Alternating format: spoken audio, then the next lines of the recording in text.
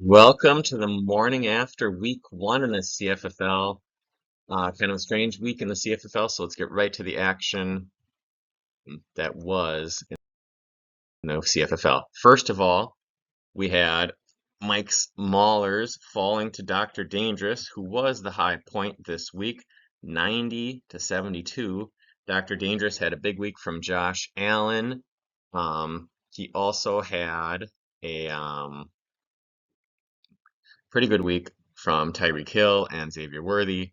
Good week all around for Dr. Dangerous. Mike Smallers, solid week from everybody. Only three players in double digits. The Bears defense had 20, kicker had 10, which was the theme of the week this week in the CFFL. And Brian Robinson also had 10. We had the Badgers taking down Chris's Cardinals. Chris's Cardinals receivers were horrendous. Um, uh, Receivers in flex. Drake London, Mark Andrews, and Chuba Hubbard combined for 1.5, similar to my Wiffle League team, which had Marvin Harrison, who didn't have any points, and Chris Olave had zero point 0.5, but I did win that one. Thank goodness, Jake Moody. Anyway, my team had a big week from Jaden Daniels and Kami Fairbairn, had combined for 30 of my 56. The rest of the team, not so good. Jameer Gibbs and Taylor were solid.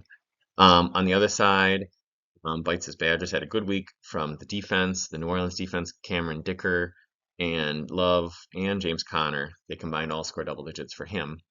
Horn Dogs fell to Little Big Men in a close matchup of two teams that I think ESPN is not predicting to do awesome this year, but surprises happen, and someone will win that division.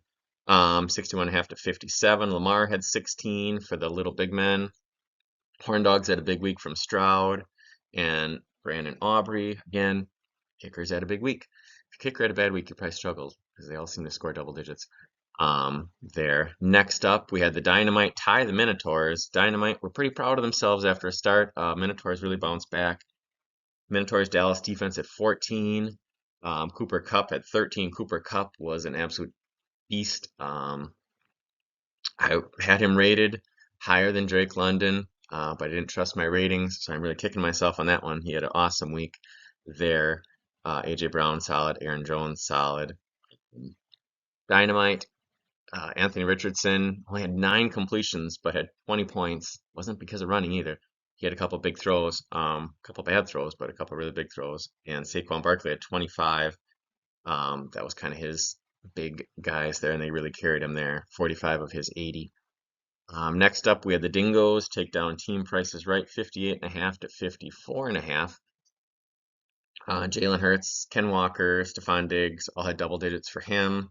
Amazingly, his kicker only had one. So there's the guy who had a bad kicking week, but did pull out the win yet. Team Price is Right, led by Joe Mixon with 15. Disappointing week for Mostert with only half a point, and his defense only 1.5. So that was kind of his reason he lost that one. He falls there. In case you're wondering what that sound is, my dog is. I don't know what she's doing over there. She's trying to get her tail, I think, on her, laying on her back. She's goofy. It's the puppy. Anyway, in the final matchup of the week, the Bruisers take down the Colts 63.5 to 43. Colts had a shot going into the game last night, but a CMC being scratched the last minute did not leave him really any options. He could have went with Garendo, but I think he signed him in preparation, but he didn't put him in. I think he didn't do anything, so it would have been irrelevant there. Mike Evans at 15 for the Colts. His kicker only in 4-2. The Bruisers, 20 points from Jake Moody, 13 from Ramondre Stevenson, both my guys, and Brees Hall had 10. Those are three of my guys in my Wiffle team, so they had a big week for me too. Bernie, that helped there as he takes him down, and he starts off the year 1-0 as the Super Bowl champs move on there.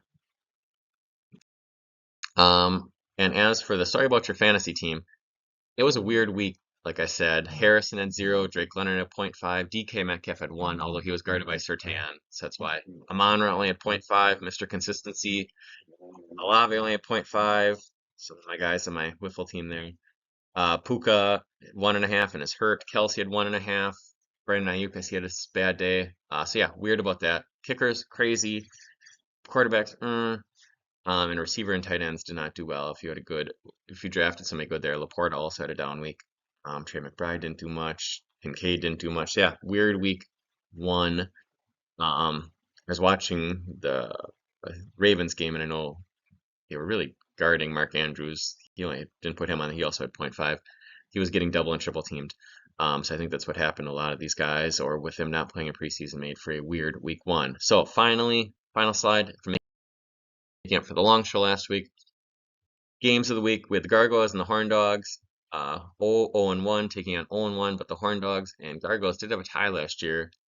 That game ended up cost the Horn Dogs to make the playoffs. If he would have won that game, half a point more in that game, he would have made the playoffs instead of the Gargoyles last year.